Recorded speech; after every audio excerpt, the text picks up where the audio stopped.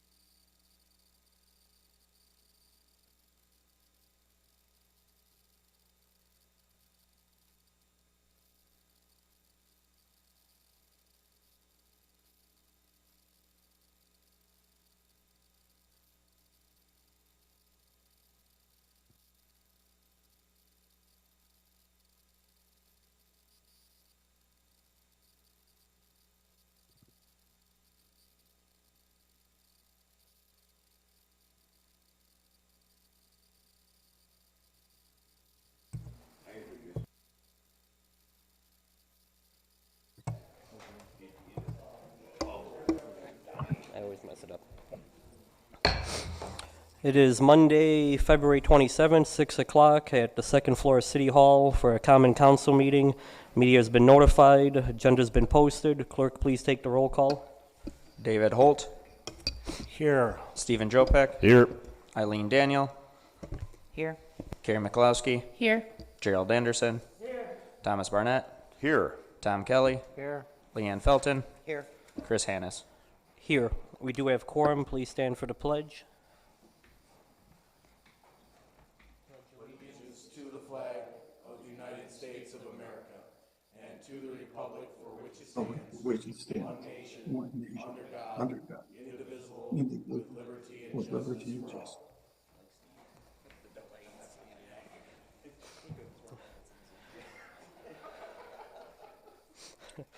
all. Moving on to number 4, which is public comment.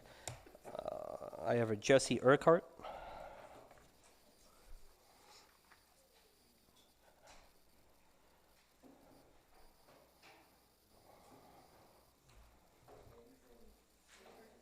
Oh, can you turn your mic on, sir?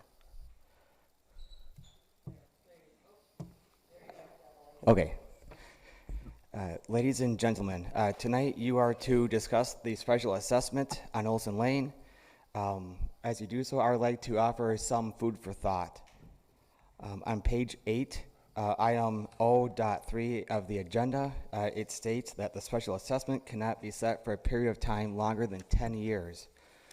This would mean that each homeowner would have to pay $2,500 per year and not the initial $1,000 based on the length of the loan. The second item is the state statute 66.0703 states that the special assessment is to be used as a, quote, as a complete alternative to all other methods of payment, end quote. I'm going to ask again, did the council attempt to get any other form of payment for this project, or was the special assessment the first and easiest option for you guys? The third item is this project all started because one homeowner needed water and sewer hookup. To take that cost and bill the other 5 residents of Olson Lane shows a complete lack of empathy on the city's part. The fourth item is the complete lack of communication from the city on this item is embarrassing. On the January 23rd meeting, it was said that we would be included with mail regarding this item. To this date, the house at 3446 Olson Lane has not received one piece of mail regarding this, not one. The last item I want to bring up is if this assessment is passed, it means that we will be paying for this project for 25 years. I will be 61 when I make the final payment on that. You will be reaching into people's nest eggs, rainy day funds, or their families' in inheritance money. Please consider that when you make your decisions in the discussion later tonight. Thank you. Thank you. Richard Ottman.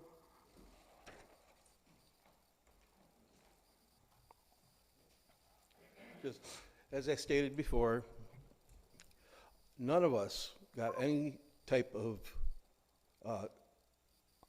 notification that this was even going to be happening. Once it did start happening, it was Musson Brothers that I had to actually go out and ask what was going on. And while that was going on, I had signed up to get hooked up to the sewer and water prior to knowing that I had to pay for everything else out there. I thought I was just paying $10,000 just to get hooked up. And that's a lot of money just for one thing. And nobody else, I'm sure, nobody else on that street even wanted it. If it was up to me, I wouldn't have had that hooked up if I knew I was going to have to pay for the rest of it. Because every place I've ever been, the city always took care of their part of the work out on the road. We had to pay for everything on our property, not on city property. So it's one of those things that, like I said before, none of us are going to be able to afford this, even with 25 years. I'm a disabled vet. I'm on a fixed income. You're going to be taking food out of my mouth, having to pay for this. So that's all I have to say. Thank you. I got Michelle Jones.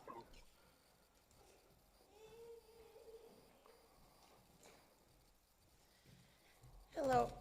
I wasn't able to make it to the last meeting. I was at the hearing on January 23rd, but at the last meeting, it was said that, Steve Sorensen said that there was a paper trail that we were notified of this. Do you have any more information on that? What paper trail? I would like to know what that is because none of us have any paper trail of it until we received, after the work was completed, the first letter dated October 5th, 2022. What I said at the hearing about the state statute 66.0703, you guys didn't follow your primary resolution, number 7 in your resolution, or the state statute. Number 4 in that, I don't know how they word it, but state section, you'd make the resolution. You guys did that on December 27th, 2021. Number 5, you're supposed to get a report. You approved the report on February 14th, 2022. Number 6, you were supposed to file the report with the clerk. I never found any information about it being filed with the clerk. Number 7, we were supposed to get our first letter. We never received that until we received the letter after it was done on October 5th. Number 8 in there, you're supposed to have a public hearing. You had that January 23rd, 2023. Then a final resolution is supposed to be published. I don't believe that you guys have published a final resolution yet. And then we're supposed to receive a second letter after the final resolution is done.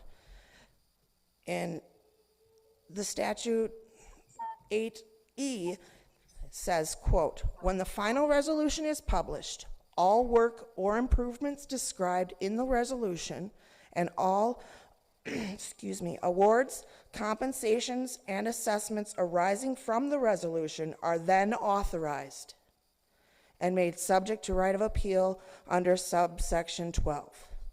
None of the work was supposed to have been started until, according to the state statute, you were not supposed to start the work until this final resolution was done after the public hearing was had and everything else.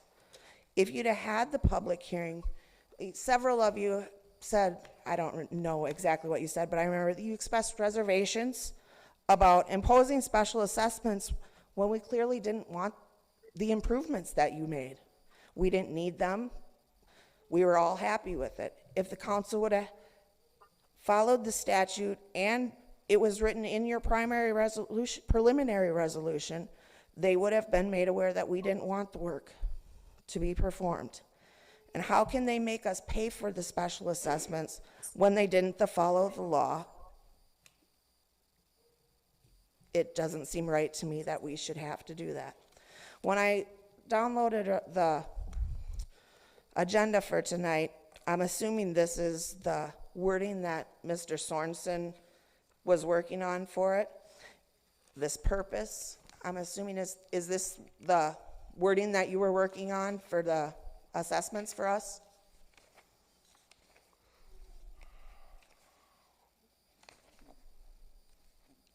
I will let him speak at that point since it's just public comment, so. Oh, I'm yeah. sorry. Okay.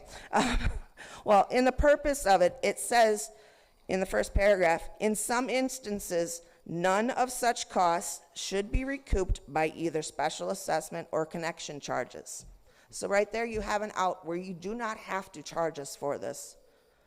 In the, I don't know, 1 here, it says, in A, it says that the special assessments, when appropriate to do so, will be done under the law. which I've already proved that you guys didn't follow the law. So that shouldn't be allowed.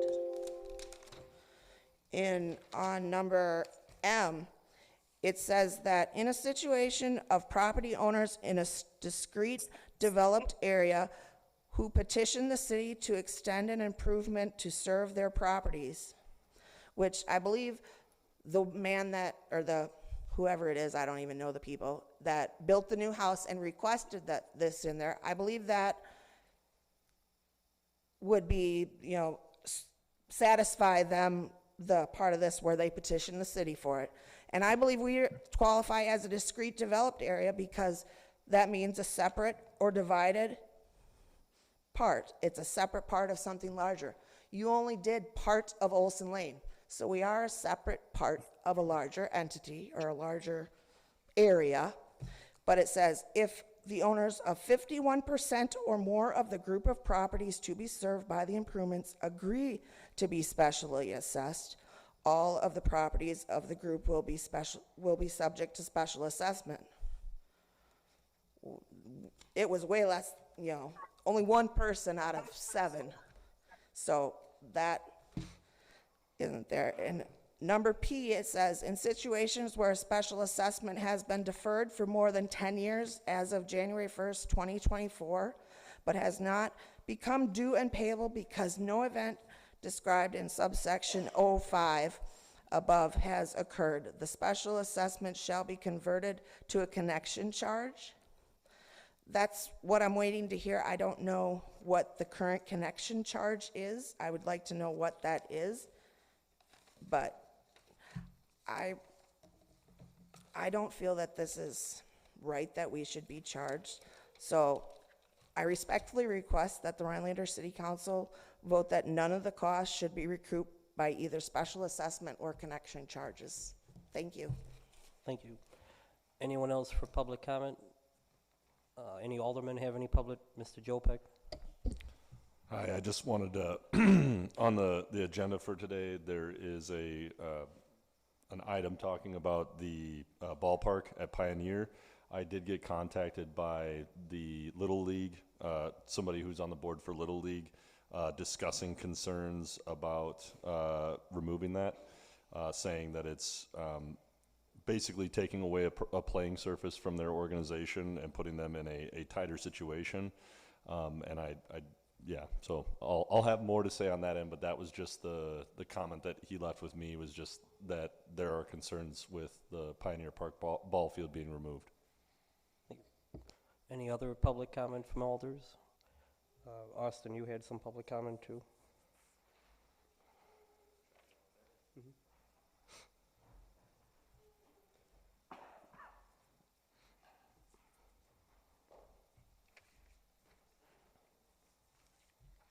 Hello, Rhinelander Common Council.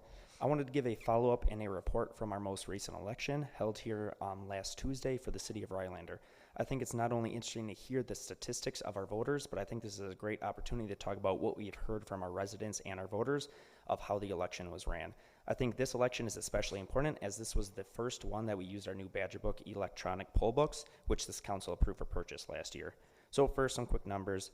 We had 961 voters send in absentees, vote early in person, and vote on election day for this election. This represents a total turnout of 21.9% of registered voters in the city of Rhinelander. This puts the election at the second highest turnout for a February primary in recorded Rhinelander history. The only other election that beat this in terms of turnout was 2020, and that election had much, much more on the ballot as it was a presidential year. So I'm very, very happy with our turnout. I can also report that Aldermanic District 1 now holds the crown for the highest turnout by an Aldermanic district, just beating out Districts 5 and 4. Outside of the numbers, I am very happy to report that this election, which was the first that we used these Badger Book electronic poll books, went off very successfully. Some things that we heard from both voters and poll workers alike was the much improved efficiency, speed, and ease of use these machines brought to our polling location. I'm happy to say that we did not have a single negative comment from anyone who used these Badger Books, and fingers crossed that continues in April and future elections. These Badger Books also saved the clerk's office countless hours manually entering election participation data. I want to thank the Rhinelander City Council for approving the purchase of these machines, and I'm very excited to see how they perform at our next election on April 4th.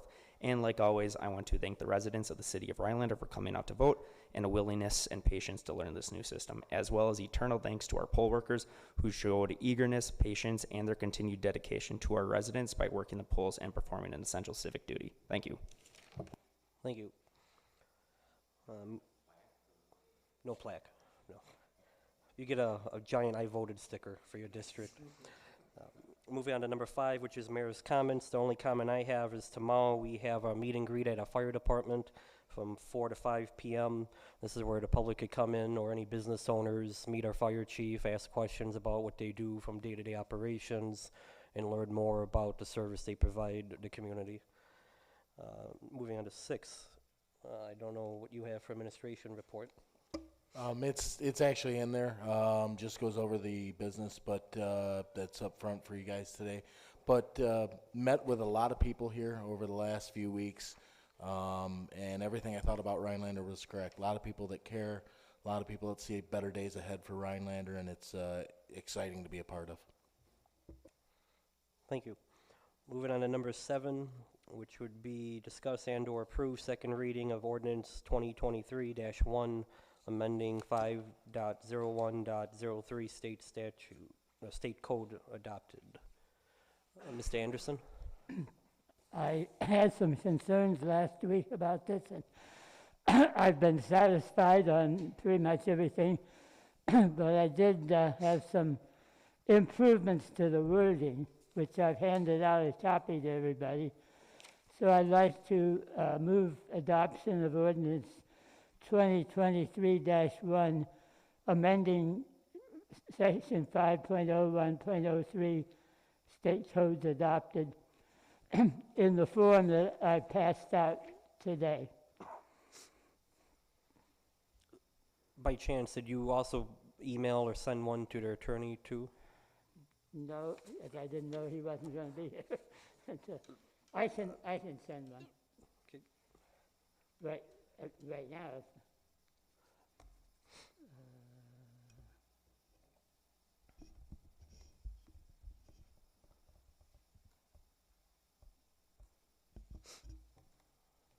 Oh, Mr. Holt.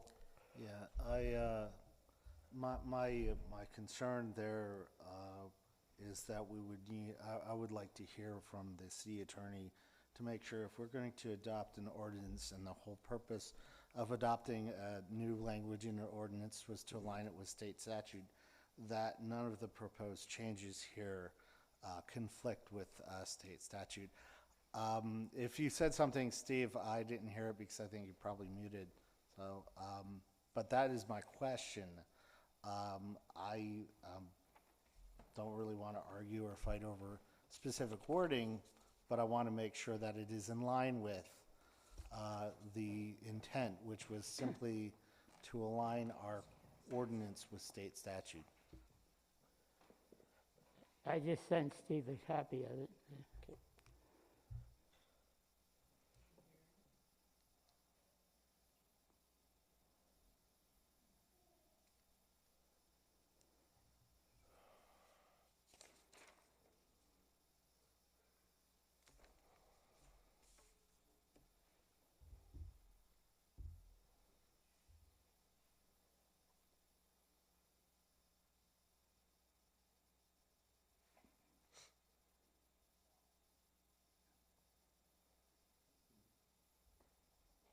I guess it's not coming through.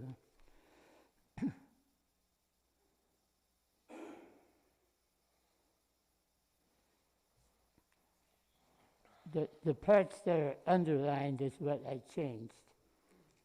Everything else is the same as you saw last time.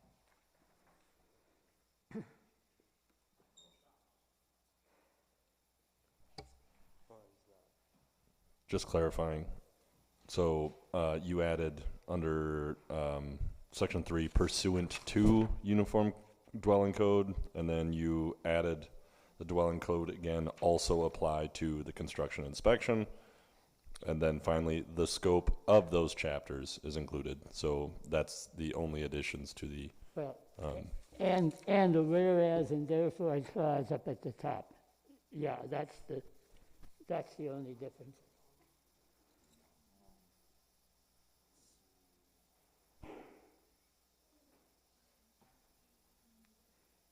And the pursuant to is because that's the section that authorizes us to make this retroactive, if we choose to do so, which we are choosing to in this ordinance.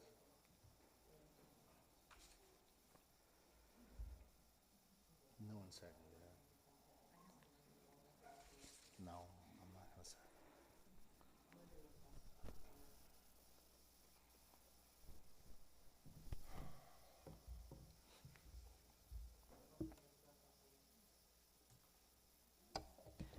Daniel, gonna go ahead and second that motion, just so we can have discussion. Mr. Holt? She jumped the gun on that a little bit. I was gonna make a motion to table this until the March 13th meeting.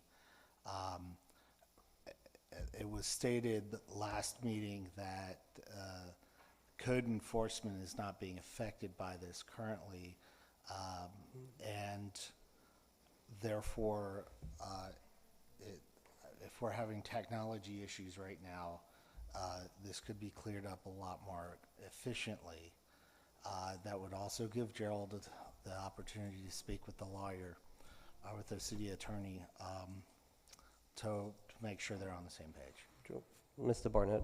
I agree with Alderperson Holt Is that a on second? that. That is the second. Okay. I would ask, as I've done in the past, that for situations like this, instead of throwing our lawyer on the spot at a city council meeting, I think these kind of discussions can be made before the meeting. Plenty of time. We get the agenda and plenty of time to look over. So any changes or alterations made to these should be done well before the city council meeting, instead of sitting here having an argument over wording on an ordinance that could have been done well in advance, instead of wasting time at a city council meeting. I would like to point out also that that a motion to table is not debatable. So we'll motion a second, we vote on it. But technically, you made the comment, you didn't actually make a motion to table. No, I motioned to table You it. did? Oh, okay. I specifically did. So we do have a table and a And second? then I clarified So- with Tom that he was seconding it. Okay, so with that, clerk, take the roll call for the table. Thomas Barnett, Aye. Leanne Felton, Aye. Carrie Mikulowski, Aye. Tom Kelly, Aye. Gerald Anderson, Aye. David Holt, Aye. Eileen Daniel, Aye. Stephen Jopek. Aye. Motion table approved to our next common council meeting. 8, unfinished business, we do not have any of that apply. Moving on to 9, which would be new business. Discuss potential ordinance concerning connection charges in lieu of special assessment. I'm back. And Steve's back. So I don't know if you want to give a recap of where we're at, Steve? Yeah, with the new ordinance, I put out a new ordinance this afternoon. You should have all gotten a copy of it. Basically, it's exactly the information that you received as part of your packet, only I put it into ordinance form, and I made it tie into our current ordinance because you need to do that. But what it effectively does, and I thought it was presented by one of the speakers this evening in the public open session, which I'll comment on that material now that I'm back and hearing you, and I think you're hearing me, is that what it does is it gives the council the ability to do one of three things. One is proceed with the assessment as you normally would do. Keep in mind that you do have a city ordinance that says anybody that has a property that adjoins a public utility must. There's not any, like if they want to, but it says must hook up to the city sewer and city water if it's available. So you've got that procedure. You can use that. You can assess the minute you put it in the system, whether they hook up or not. That's your right. You can do that. The second thing you can do is you can go to the property owner that has or made the request for the service and you can just assess that person the total cost of doing the project. In this case, you could have said the person at the end of the line, so to speak, that wanted the service, they had to pay the entire cost, which I presume was over $300,000, and that would be their expense. But then, as anybody would connect under this ordinance, the money that the city would collect when those people connect would go back to the property owner to reimburse them. This happens a lot when you have corporations build businesses or warehouses or factories at the end of a line, and you go down a public street that formerly was serviced by wells and septic systems, and then you tell those people that in the future, if you hook on, which you're going to require to do if your system would fail because you're part of the city, that you're going to pay, and then you give that money back to the industry or the business. You don't see that very often with a single family residence, but you do see that. For example, if Home Depot had brought that service in, they may have paid the entire cost, and then as somebody hooks on, Home Depot would have received the reimbursement, the connection fee. The third way is the city just picks up the cost of putting in the sanitary sewer and water system, and that as people hook on, they're required to pay a connection fee. That's the third methodology of doing that. And in that case, of course, the city picks up the cost and the city gets reimbursed with the connection fee every time somebody hooks up to the sanitary sewer and the well. And again, it's predicated on if you have a system that fails or is not working, or if you just determine you want to connect, you must pay the connection fee. The connection fee is a cost that is determined on a regular basis based upon what connection fees will be in the city, based upon what current costs are. That is not a stagnant fee. That fee can go up, that fee can go down, depending on what the costs are for connection fees. You could make a resolution trying to fix the fee, but that's up to you as the council and how you want to handle that. So really, those are the three methodologies that this statute, or this ordinance, if you decide to pass it, would give you going forward. And again, you could apply it to Olson. One of the things you need to remember is you still haven't formally assessed Olson. And you do still have to do that. I know the comment was made tonight that somehow you've already done that, but you haven't. You've been putting this off, and certainly we've got to make that final assessment against the properties. And when you make that a final assessment, then you'll determine how you actually want to pay for this. Do you want the city to pay for all of it up front and then get some of it back in connection fees? Do you want those people that do want to connect to pay a fee to connect now based upon the estimates that we have? Well, we have the actual figures. It's up to you to decide that. So I guess the bottom line here is you do have the alternative on how you want to do that. And that's what I was trying to do by putting this ordinance together. And I can answer any questions that you may have. Steve, I do have one. Do you know of any communities that, let's say for different types of zoning, residential versus commercial, where there's just a flat fee if they connect? Well, hypothetically, let's say Yep. 5,000, where it's across the board. If you'll say you're an R1, you pay 5,000, and then the difference would be absorbed by the utility. I mean, is something like that pretty common in Wisconsin, or? Well, I wouldn't say it's pretty common. The most common methodology is you figure out the cost, you take the cost, you assess them back at a percentage. And that's one of the things you have to remember.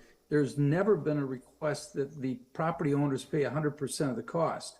What we're suggesting is that they pay a percentage of the cost, and I believe that the cost is at 50%. So they're not being asked to pay the entire cost, because we believe that there's a benefit to the entire city to have people on sewer and water, and that as a community service. But the majority of the benefit is going to the property owners that allow themselves to connect, or when they do connect. But yes, I've heard of connection fees where the city would determine what they're going to have for a connection fee, and they're just going to charge that. That's generally done when there's existing properties and a sewer line and a water line go past those existing properties. And then you'll see that maybe for a whole subdivision.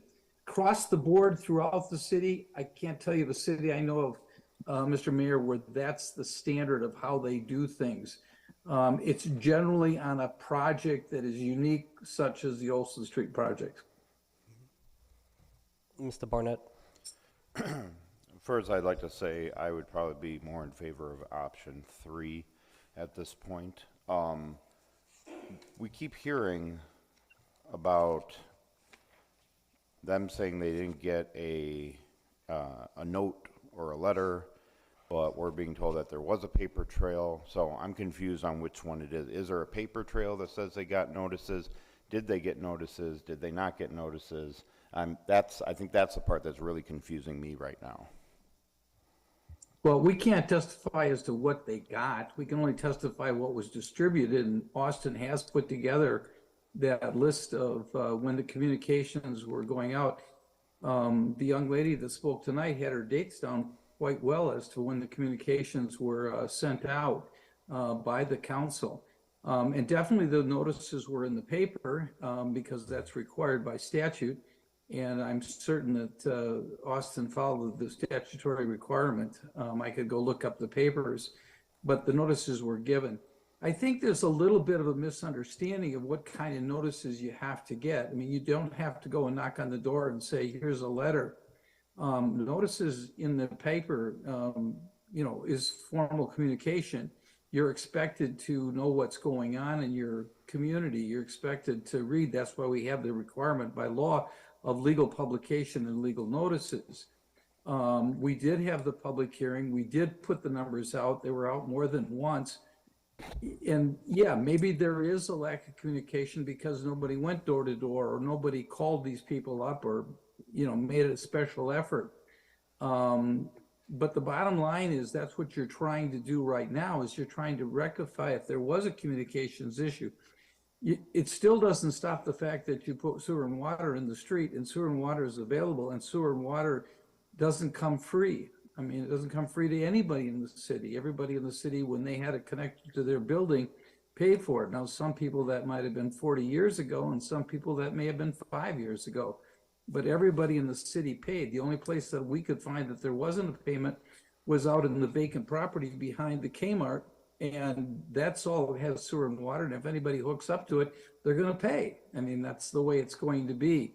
So the bottom line is you're trying to communicate, and I think you've done a good job. Obviously, with the people showing up for 3 consecutive meetings, you've done that effectively, and you still haven't, assessed the project. So you still have an opportunity to pick whichever solution you want.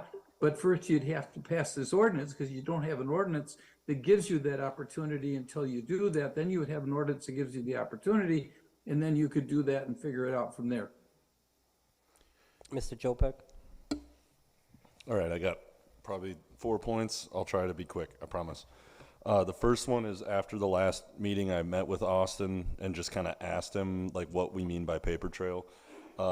So basically, what I believe we have happening here is there are two parties talking. They're talking at the same time and they're going right next to each other and missing the boat because what the city attorney, at least, and you can correct me if I'm wrong, Steve, what he's talking about for paper trail is we notified them according to statute when we were supposed to, which was after the project and when the coming special assessment was supposed to happen. So we did send a letter out, and I checked with Austin, that confirmed that that's what happened. And so there's some confusion about what the statute is mandating the city of Rhinelander do. Now, do I agree necessarily that we shouldn't do a door-to-door or anything? I mean, we can talk about that. But I guess I just want to clarify that from what I'm understanding, I'm sorry, I'm talking really close to this. From what I'm understanding is we did notify according to statute. And what's confused right now is should we have notified, and we're not statutorily required to, but should we have notified before the project started so that people were aware and could raise concerns? And so that's point one. Number two, I guess I just want to speak to the city attorney where I agree with him. He mentioned that maybe we should contact formally our constituents who are going to be the subject of these special assessments. In this case, in Olson Lane, when you only have 7 residents or 7 households, I think somebody paying them a visit to let them know what's going on would be nice. Maybe it's not normal, but also if we want to be better than normal, then we got to do better than normal things. My fourth point, or question, I guess, is this something where we can look into, and please don't go after me right away, I just wrote it down as a thought. Can we adjust the ordinance requiring hookup to include some kind of situation that relates to a situation similar to Olson Lane? In this case, you have one individual who requested it, and we decided to build it all under the road, all the way down there, and now the special assessment is going to everybody, and none of them are asking for it. And so in this case, they're all people who bought their houses according to the septic that they had. They liked that lineup, and now we're turning around, we're putting it in front of them, and we're saying, now you have to pay for these things. You have to have these things, despite them buying their house for a different purpose.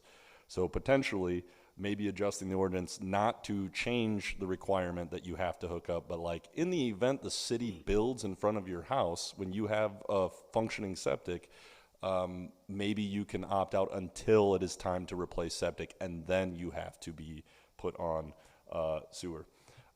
Finally, I wanted to go to 1M in the packet, which was raised earlier about the 51%. It says, in the situation of property owners in a discrete developed area, which in my opinion, I mean, maybe it's all up to semantics, but when I thought discrete developed, I thought Olson Lane is pretty discrete and developed.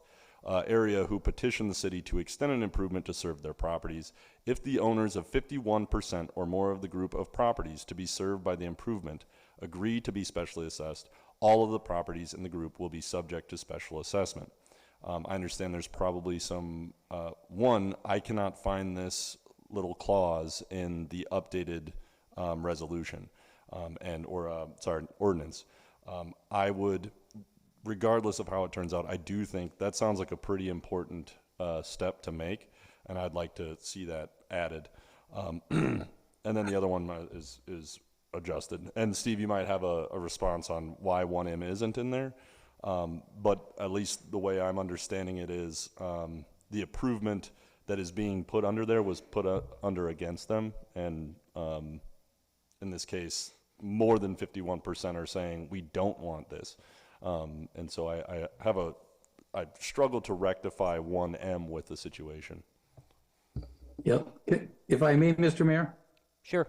I can answer that. I'll try to work backwards. The 51% requirement is really just a statement that would refer to if 51% would approach the city, the other 49% have to go along. That's when you'd go to your first alternative, which is assessing everybody right away, whether you hook up or not. And the concept there is a 51% ask. You won't get to any of the other alternative methodologies of paying for the project. So it's really a question for you as a council. 51% is just a nice number, but there's going to be times when 51% of the property owners represent 10% of the land.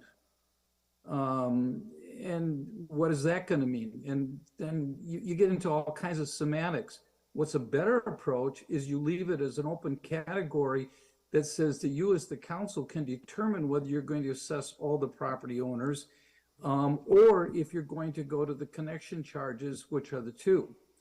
And I could give you several different scenarios, Steve, where the percentage really doesn't mean a whole lot. A lot of times that's because some lots are really small and some lots are really big. For example, if you just go to the other side of this project, which we hope someday to service from this project, is that entire set of mobile homes. Some of those are on their own systems. We'd really like to get those on the city system, and this would probably be the way we would tie in, is through this main line, which is a justification for the city, quite frankly, picking up more of the cost. And again, you can debate that. You still got time to do that. But that's the reason the 51% is not there. It's because it's kind of an artificial number, because unless you start saying 51% of the people, 51% of the bathrooms, 51, I mean, you got to have a criterion that really makes sense as far as usage and importance.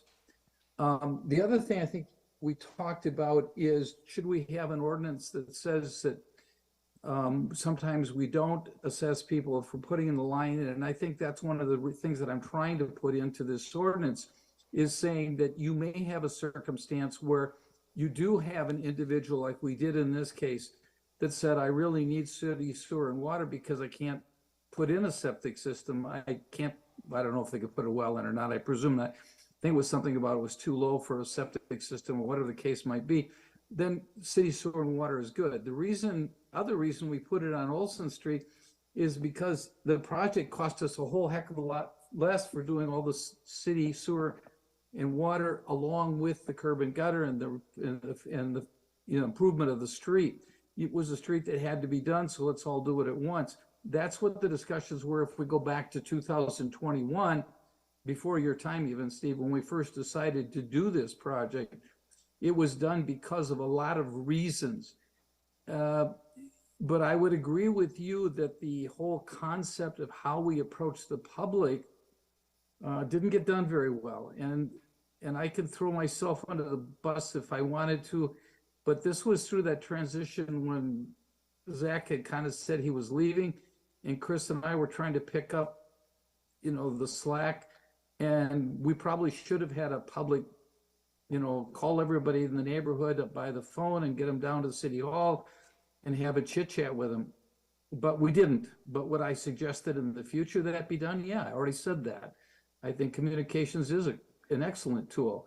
And we have a new city administrator, and we'll make Patrick do that in the future because he'll want to.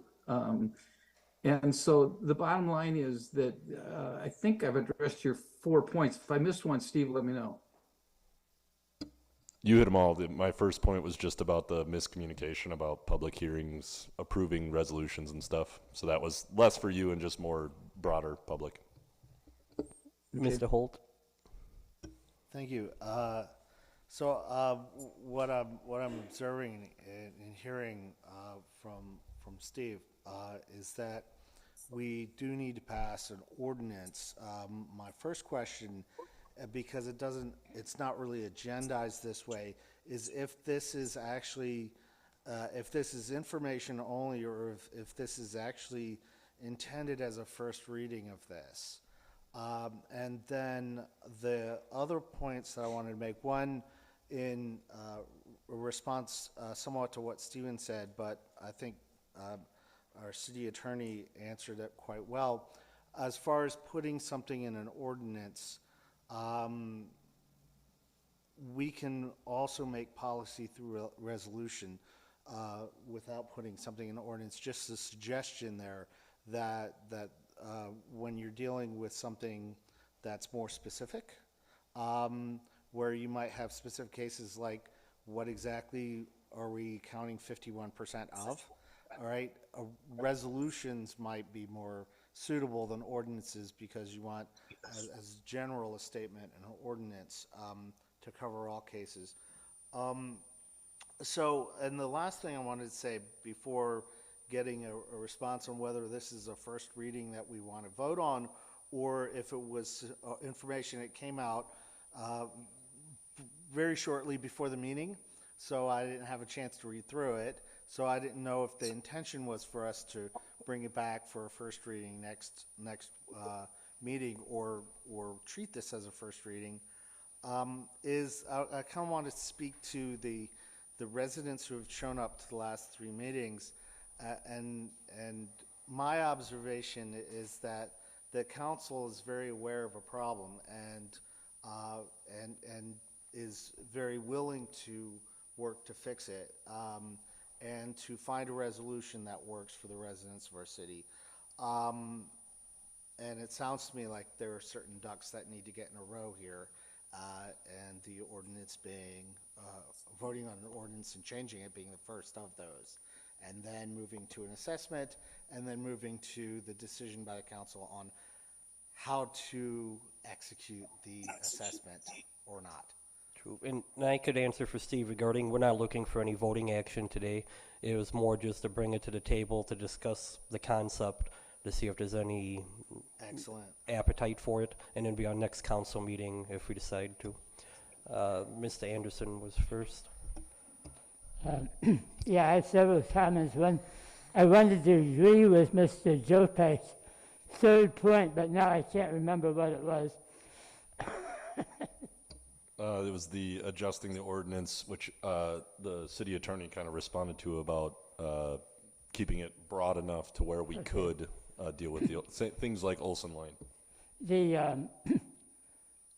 The thing about the 51%, all that does is present an alternative way that something, that an assessment could come before us. It's if the people decide they want something and they can petition for it and there's 51%. It's not saying that there has to be a vote on each assessment that we make. It still leaves us all the other options that have been listed. I think it's a bit unclear in the discussion here that both what we've heard from the people on Elston Lane. Does the ordinance require both an assessment and a connection charge? That seems to be the implication, and yet now that's being presented as an alternative. And I guess that's something we ought to have clarified by the next meeting. Let me clarify that right away. What the homeowners are talking about is the lateral. They have to pay for their own lateral. Everybody has to do that. The assessment is the cost for providing the sewer and water to them. You have your own lateral that runs from your house out to the city's main. That's their charge. That's not the connection charge. The connection would replace the assessment. In other words, it would say when you actually take your lateral and you connect to our pipe, you're going to pay a fee. That fee right now would be assessment, and we don't care if you connect or not. We're going to assess your property, and you can pay it anytime. That's the difference between an assessment and a connection. Connection means you're going to pay when you actually connect. Assessment means we put in the system and we're going to assess you. What they're talking about, and I think you're confusing, is their lateral is their expense. The city's never going to pay that expense. I was not confusing that. What I was hearing was that the city was charging $10,000 just to connect. And no, that's their lateral cost. Okay, I'll accept that at the moment. I think all of us should probably benefit by having Austin lay out the paper trail that we've been referring to in various ways so that we all can see what was done in this case. It seems to me that if we're coming up with a new ordinance, we really ought to put something in there that says that we let people know at the time we're originally considering doing something and paying with an assessment. And a year and a half ago, in other words, that's at that time, part of the process would be to let people know. We still need to talk about what's the best way to let them know, but that should be part of the process. It just seems fair and logical to me. I used to think years back that the assessment process was a benefit to the property owners. And I mean not only that the project is intended to be a benefit, but that the method of payment over multiple years is a benefit to them. Now that construction costs have gone up so astronomically over recent decades, maybe that approach just doesn't make sense anymore because the amounts get too large. It seems like that's something to think about too on these things. Mr. Jopek? So I want to make sure that I'm not the confused one. The lateral and the connection fee are the same thing? No, so we have assessment option or a connection fee, and that is city-owned property from a water utility. Lateral is completely on the homeowner. So if the lateral in front of your house fails, that is completely on you to find a And what's the funding cost source. on that? That depends on how far your lateral is.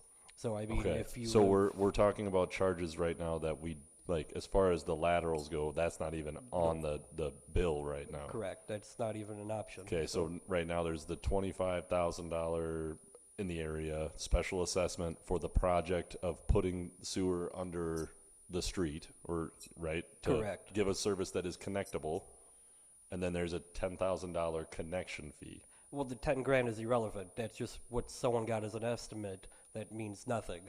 So that could be 20,000 tomorrow. That could be 5,000. It depends on the length of service, how far you have to dig. It's not a stationary number. So a house that's Okay. 5 feet off the road is going to have a lot cheaper bill than Okay. 200 feet back. So the baseline for all of them is 25 grand. Correct. Okay. Just making sure that I'm good. And so option 3, this is for the city attorney, but in general, option 3 in the new ordinance that you're proposing is that we would, they would pay the connection fee or the lateral, right? Whatever. No. So lateral has nothing to do with the city. We could do an assessment or a connection fee hookup. The difference is assessment takes place whenever we start that term. A connection fee takes place for payment when they hook up. That's pretty much the two main differences between them.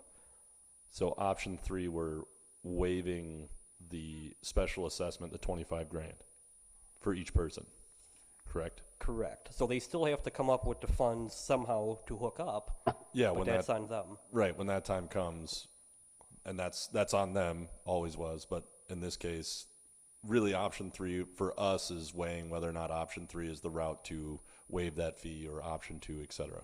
Correct. Okay, I just wanted to make sure I was dealing with the, like, right totals here. As far as, like, you know, what are they being assessed? Like, what is the assessment and what is not? So, just a newbie trying to figure this out. Something to keep in mind, but I mean, it changes the dynamic quite a bit.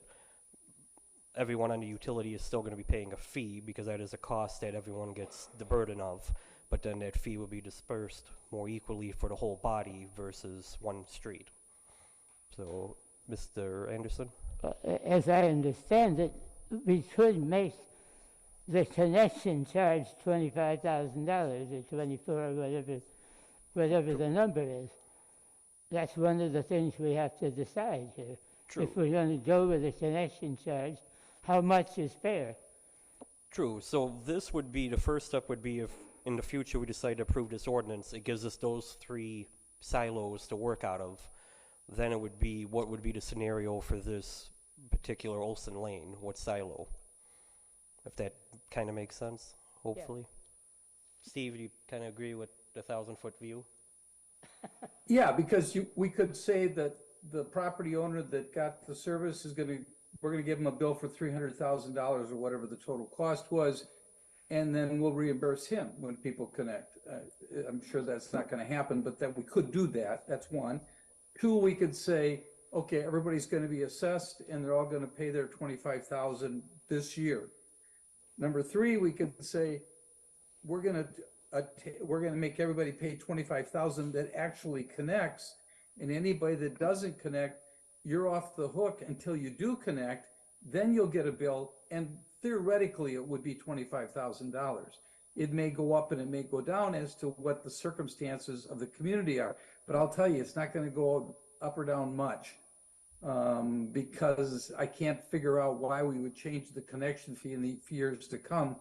But we have the right to do that. I mean, inflation may cause that, but I don't want to get into that kind of minutia. I just wanted everybody to understand that there's going to be a $25,000 fee payable this year if we do a special assessment. There's going to be a $25,000, and I'm just using that number as magic, in some other year when you actually bring your lateral and connect. But the thing that's important to remember is the cost of bringing your lateral from your house to the road is always going to be your cost. That's where the gentleman, Steve, said that when he went and asked them how much it was gonna cost to bring the lateral from his house to the road, it was gonna be approximately $10,000. That would be his cost no matter what. It's just like the same cost of taking the lateral from your house to your septic system. You pay for that too. It just, you're turning it now and heading towards the road instead of heading towards your septic system. Ms. Daniel? I just want to clarify, the laterals can be installed by other companies other than the city, is that correct? So Absolutely. So a homeowner can sort of put out for bid, and do some research and find their most effective.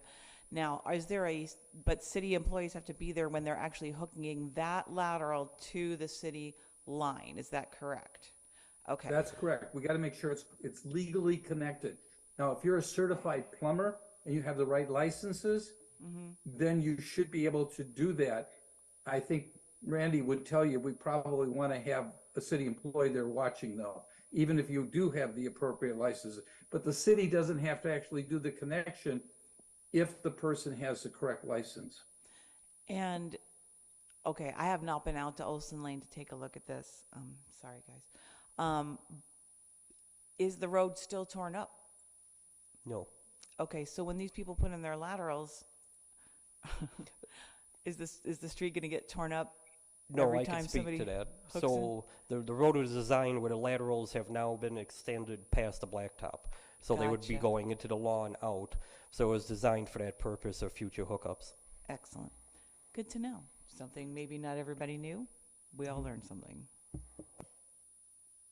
Yeah, and that cost is baked into the $24,000 figure.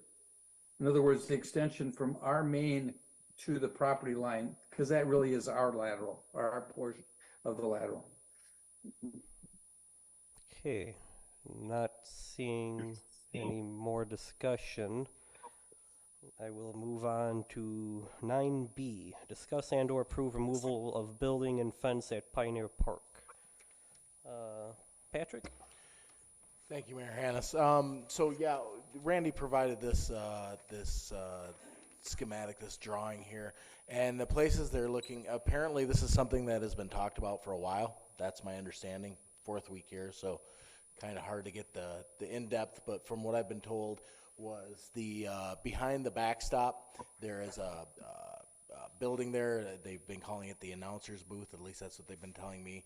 That and removing the fencing there is what they're looking to do. So we thought that this was pretty important to bring it to you. No, it's it's going to be some impact there. What I have heard, what I've been told, is that this is a lightly to little used field. So that this has been in the works. Just wanted to bring it to the council for consideration.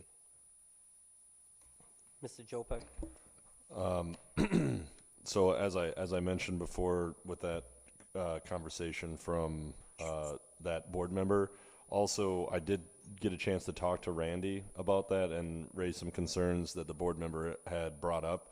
And I guess Randy had asked that we table this until he can make contact with the youth Little League to just make sure that that's clarified and communication between the city and Little League is good, because what I told him and what I gave him from the message I had received didn't match up with his complete recollection, and so he wants to make sure that that avenue is re-explored and talks to them and that they don't feel slighted. So I guess. Is that a motion? Yeah, so I'll motion to table, what item is it?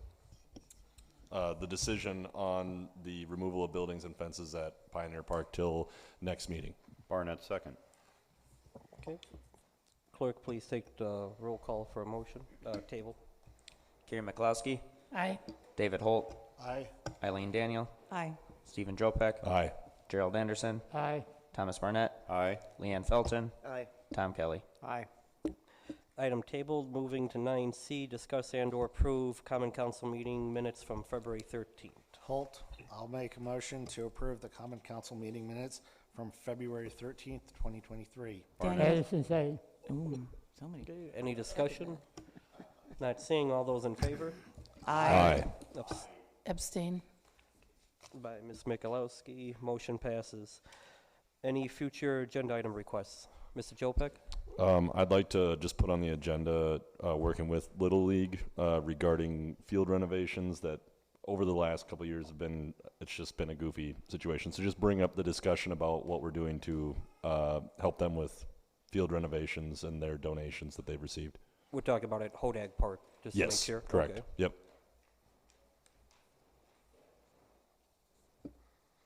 Any other future agenda items? Not seeing. Next regular council meeting will be March 13th, 2023 at 6 p.m. It is 7:01, meeting adjourned. Thank you for allowing me to appear this way.